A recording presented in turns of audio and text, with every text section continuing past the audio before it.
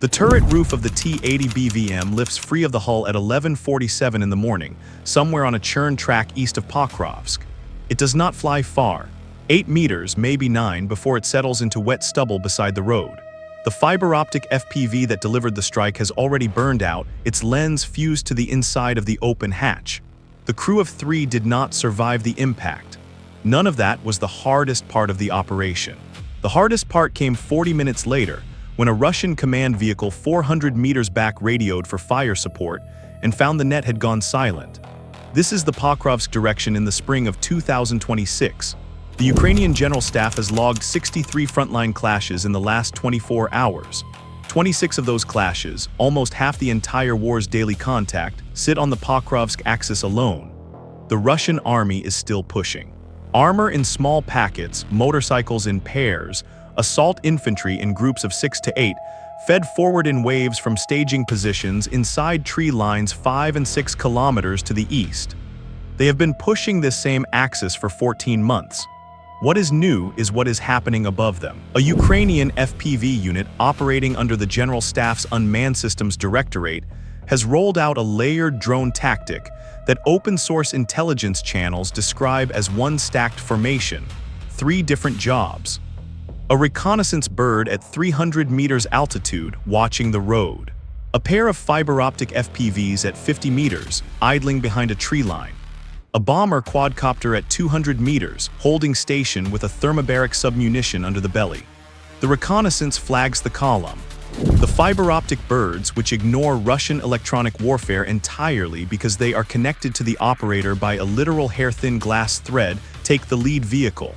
The bomber finishes what is left. The pattern is now repeating across multiple brigades on the axis. Russian millblogger posts have started complaining about it openly.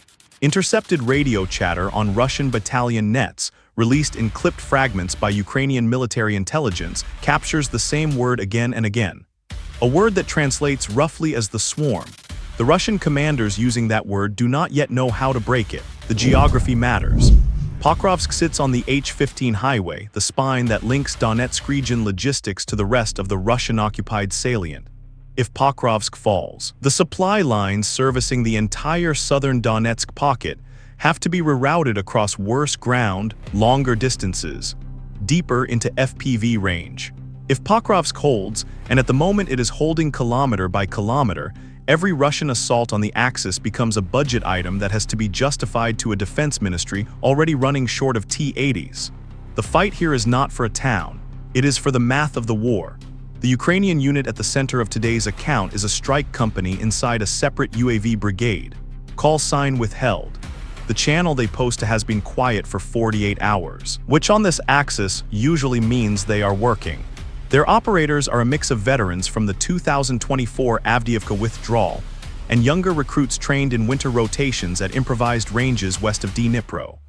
They fly out of basements and root cellars in villages I will not name, because the channel that names them is the channel that draws Iskanders.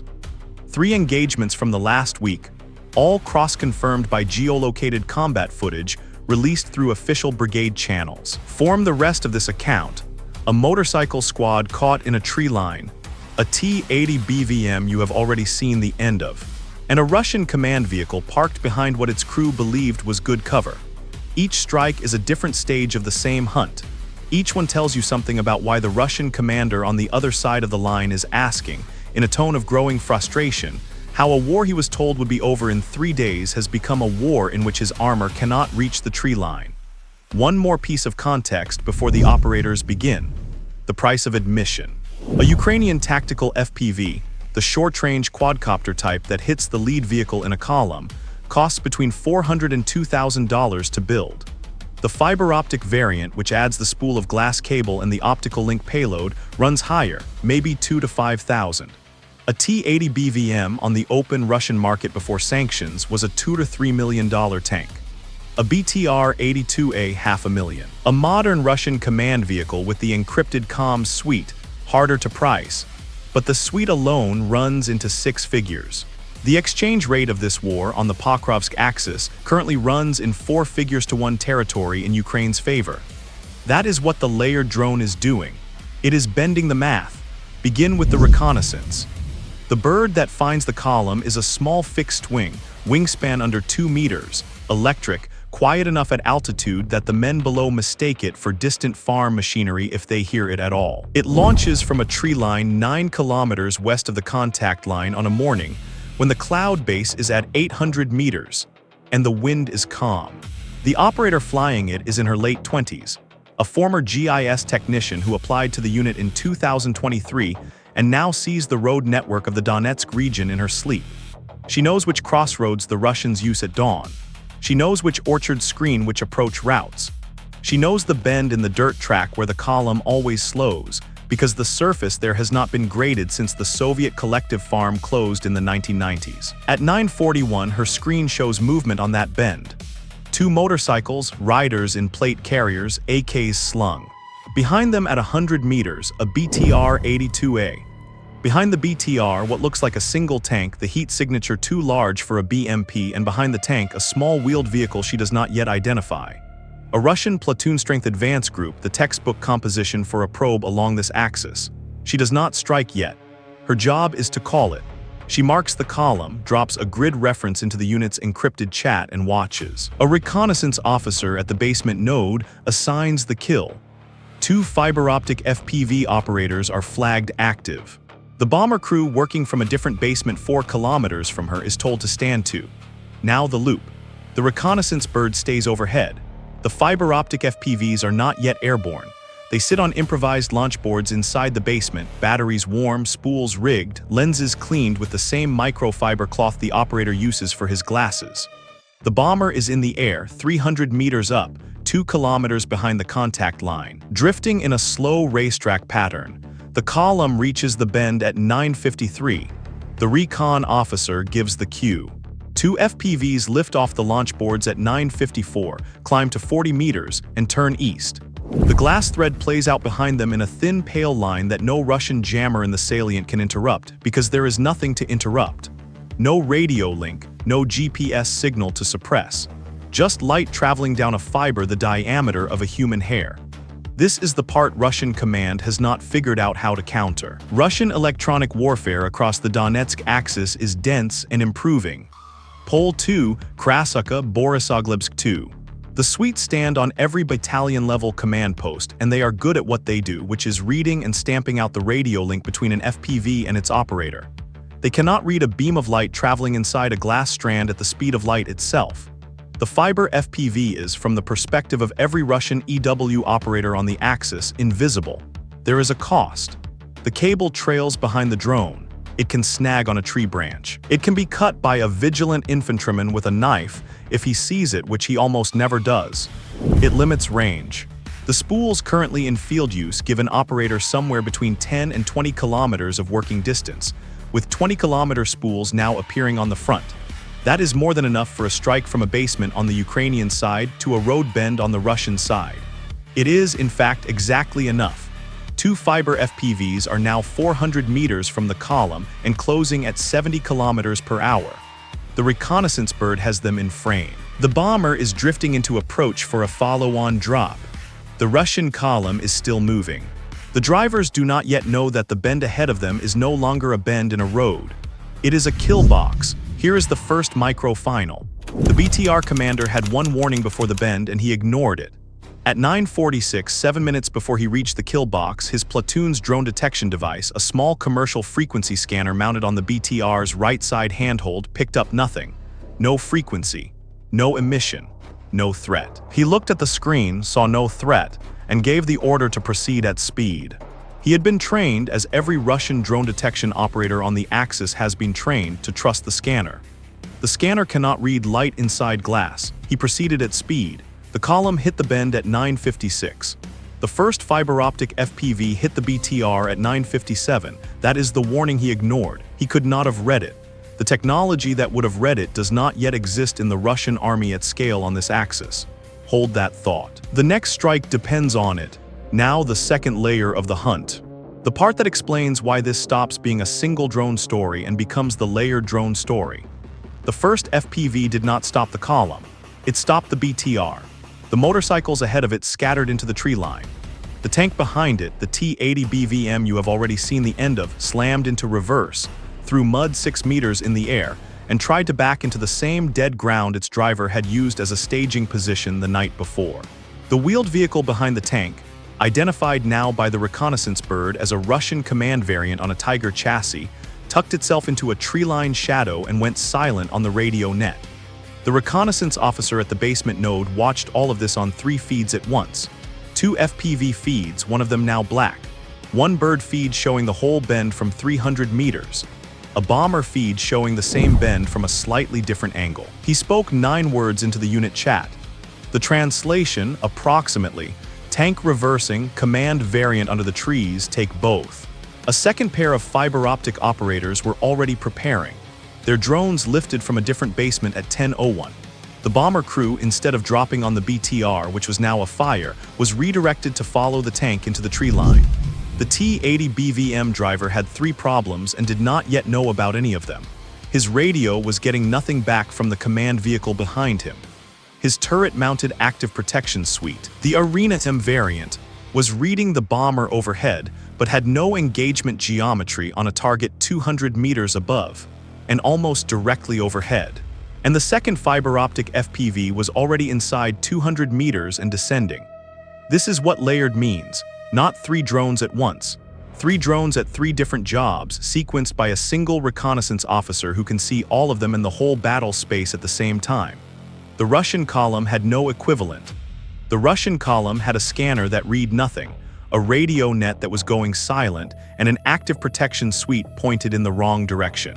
The bigger picture, the one Western defense analysts have started writing about in the last 6 weeks, is that the unit of account on the modern front is no longer the drone. It is the kill chain. A single drone is an event. A kill chain is a system. The system Ukraine is fielding on the Pokrovsk axis is at this writing the most mature drone kill chain in the history of land warfare. The Russian army is not yet fielding an equivalent. It is fielding more drones, which is a different problem with a different answer. The fiber-optic FPV pilot taking the tank is in his early 20s, a former engineering student who joined the unit in summer 2024. He has flown more than 60 fiber missions in the month since he qualified. He has destroyed, by the brigade's own count, more than a dozen Russian armored vehicles and several soft-skinned targets. He drinks instant coffee. He does not narrate any of this. He counts down in his head, 200 meters, 150. The tank fills the frame. He angles for the turret roof, which on a T-80 BVM is the thinnest armor on the vehicle. 60 millimeters of rolled steel under a layer of reactive blocks that do not cover the central panel above the loader's hatch. He has practiced this attack profile on a captured T-72 hull at a range west of Pavlograd. He knows the geometry. The drone hits at 11:47 exact. The fiber-optic FPV strikes the turret roof at a 60-degree angle. The Warhead, a shaped charge variant adapted from a Soviet-era PG-7 round, and fitted with a delayed fuse the unit's engineers redesigned twice over the winter, punches through the loader's hatch and detonates inside the fighting compartment. The auto-loader carousel, which on the T-80 BVM sits in a ring around the turret floor and holds 28 ready rounds, catches the secondary blast. The turret leaves the hull. It travels 8 meters before it lands in the wheat stubble. The crew of 3 are killed instantly. The pilot watches the feed go to static. He logs the strike in a notebook beside his keyboard.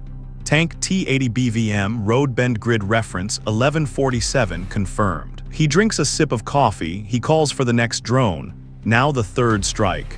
The Tiger chassis command vehicle, still hidden under the tree-line shadow, has been on the reconnaissance bird's feed for 14 minutes. The reconnaissance officer has been waiting because the vehicle's commander has been doing exactly what he was trained to do. Sit still, go dark, wait for the threat overhead to leave. He believes the threat overhead is the bomber, which he can hear. He does not know about the reconnaissance bird 200 meters above the bomber. He does not know that the bird has him on infrared. He does not know that the bird's operator has been watching the heat plume from the vehicle's running engine because the crew had to keep the encrypted comms suite warm. The engine on. The infrared signature bright. The command vehicle, in the operator's terminology, lit up like a candle. The 3rd fiber-optic FPV takes off at 12:08. It flies low, under the tree line, threading between 2 oaks at a gap the Recon bird measures at 1 meter 10. 70 kilometers an hour through a 1 meter 10 gap, on a fiber that cannot snap. The pilot is in his early 30s, a former forestry worker who knows trees better than the staff officers about to die in the vehicle ahead of him. He picks his line. He clears the gap. He banks left through a clearing the recon bird has marked as open. He sees the command variant exactly where the bird said it would be. The vehicle's commander does not see the FPV coming. The first he knows of it is when his driver shouts something incomprehensible and tries to reverse, which on a Tiger in soft mud is the wrong choice. The FPV hits the vehicle through the driver's side windscreen at a shallow angle, detonates inside the cab, and removes the driver and the radio operator instantly. The commander in the rear of the vehicle survives the impact long enough to attempt one transmission on a net that is no longer functioning. The bomber, 200 meters above, drops a thermobaric submunition on the vehicle's position 30 seconds later. The vehicle ceases to be a vehicle. 3 strikes. 9 minutes of work. 3 Russian vehicles removed from the order of battle on the Pokrovsk axis. A BTR-82A gross unit cost approximately $500,000. A T-80 BVM 2 to 3 million. A Tiger chassis command variant with encrypted comms call it 1 to 1.5 million for the platform and the suite combined. Total Russian loss, conservative figure, $4 million in material and a platoon-strength advance group rendered combat ineffective. Total Ukrainian expenditure, conservative figure, roughly $12,000 across 3 fiber-optic FPVs, 1 bomber munition, and the operating costs of the Reconnaissance bird. The exchange rate works out to about 330 to 1. The math is bending. The motorcycle squad caught at the start of this account, the 2 riders ahead of the BTR, were located by the Reconnaissance bird in the tree line 40 minutes after the first strike. They had taken cover beside a fallen log, expecting the bombardment to pass. A different bomber crew, working from a different basement, found them with a single munition at 12:47. Neither rider survived. There is a micro-final here, the second of this account, and it is the simplest sentence in the whole script. The column did not reach the contact line. The contact line at the bend where the column was destroyed sat 2 kilometers further west. The motorcycles, the BTR, the tank, the command vehicle, and the 12 dismounted infantry the recon bird had counted moving in trail. None of them touched the tree line where the Ukrainian forward position waited. The position never had to fire. The position's commander, a senior lieutenant on rotation for 19 days, reported the engagement on the brigade net with 3 words. The translation: the drones worked. The aftermath is where the open-source picture sharpens. Within 6 hours of the strikes, geolocated combat footage from the brigade's official channel showed the burned-out hull of the T-80 BVM, the turret lying in the stubble, and the scorched outline of the Tiger command variant in the tree-line shadow. Western defense analysts cross-referenced the footage against commercial satellite imagery from the same morning and confirmed the vehicle positions to within a meter. The strike was added to the Ukrainian General Staff's daily summary the next morning, listed alongside the other 25 clashes on the Pokrovsk axis that day. The summary does not name unit. The unit prefers it that way. Intercepted radio chatter on the Russian battalion net, fragments of which were released by Ukrainian military intelligence in the days that followed, captured the Russian commander's response. He used the word for swarm 4 times in a 12-minute exchange. He asked the regimental command post more than once why the EW screen on the axis was not catching the lead drones. The regimental command post did not have an answer. By the 3rd day of the cycle, the regimental command post had requested fiber-cutting countermeasures from the Army-level command. The Army-level command had passed the request upward. The request, at this writing, has not been resolved. There is no easy solution. The only thing that defeats a fiber-optic FPV in flight reliably is direct fire from a weapon that can see the drone. On the Pokrovsk axis, with cloud cover and tree cover, and the dispersed approach the Ukrainian operators are using, direct fire opportunities are rare. The financial picture is the picture Western defense analysts have been pushing into the front of the conversation. A Russian army that began the invasion in February 2022, with roughly 2,700 operational T-80 hulls across all variants, has, by independent count, lost more than 400 T-80 BVMs alone, confirmed by photographic evidence, since the start of the full-scale war. The Pokrovsk axis is currently accounting for between 20 and 30 of those losses a month. At the production rate the Omsk Transmash plant can sustain under sanctions, somewhere between 80 and 120 new and refurbished hulls per year on the most generous estimate. The math does not balance. Russia is losing T-80s faster than Russia can build them. The Pokrovsk Axis is the largest single-line item in that ledger. Another armored unit removed from the Russian order of battle. A brigade-level command was offline on this axis for the next 6 hours, until a replacement vehicle could be brought forward from the regimental rear. The replacement vehicle was, by the reconnaissance bird's continued observation, parked in a different tree line 2 kilometers further back than the position the destroyed vehicle had occupied. The line of which kilometer is safe has moved another 2 kilometers further from the front. The defenders moved it. There is a pattern in the chatter that open-source channels have started picking up. Russian drivers on the Pokrovsk axis are abandoning their vehicles before the contact line. Not at the contact line, before. The kilometer at which a Russian driver dismounts and walks the rest of the way, the kilometer at which he decides the vehicle is more likely to kill him than the dismounted approach, has crept eastward over the last 6 weeks. Ukrainian operators see this on the reconnaissance feeds. A column of 3 vehicles starts the morning. Halfway to the contact line, the lead vehicle stops. The driver gets out. The other 2 vehicles stop. Their drivers get out. The vehicles sit. Engines running on a dirt road that the operators now treat as a static target list. A bomber crew clears them at leisure. This is the texture the analysts have been describing, not the heroic flight of a single drone. The slow industrial logic of an axis on which the Russian army's ability to bring armor forward is being broken, $10,000 at a time. Close the loops. The BTR commander ignored a warning he could not have read because the technology that would have read it does not yet exist in the Russian army at scale on this axis. That is closed. The fiber-optic FPV changes everything because it removes the one variable the Russian EW suite is built to attack, the radio link, and replaces it with one Russia has no answer for. That is closed. The Russian command vehicle's crew thought they were safe because the threat they could hear was the bomber, and the threat they could not hear was the reconnaissance bird above the bomber, watching the heat plume from an engine they could not turn off without losing comms.